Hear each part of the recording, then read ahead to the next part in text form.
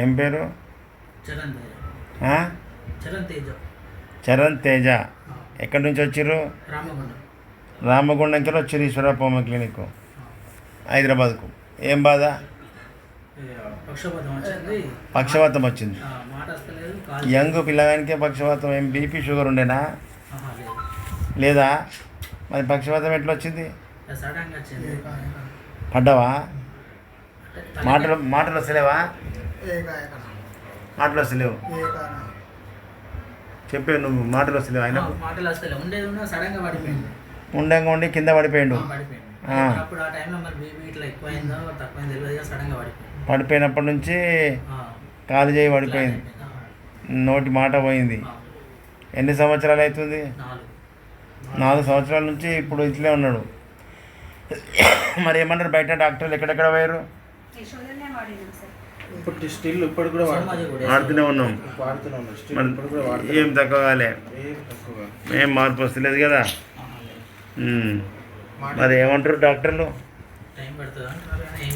ఇంకేం టైం? 4 ఏళ్ళు అయిపోతుంది, ఇంకా టైం ఏమది? అందుకోసమే ప్రజలకు ఇలా టైం అవుతుంది ఇంకా ఏళ్ళ పోటీ గడుచుకుంటూ పోకడ ఏమది. మరి ఉన్నాయన్నీ అమ్మి జీవితాంతం అంతా పైసలన్నీ పెట్టి లక్షలు పెట్టి.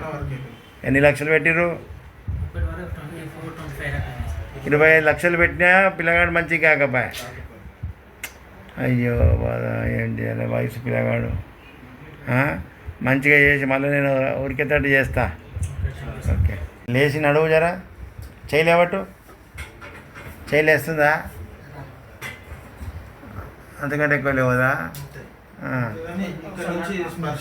నీ చేయి పట్టుకోమాను. ఏళ్ళు పట్టుకో వస్తలేదు. అక్కడ నడు, వెనుకకు పాటు. కాళ్ళు వేస్తలేదా?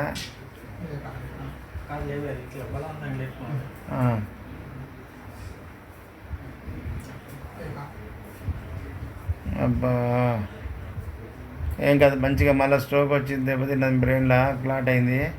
అది పోయేటట్టు చేస్తా.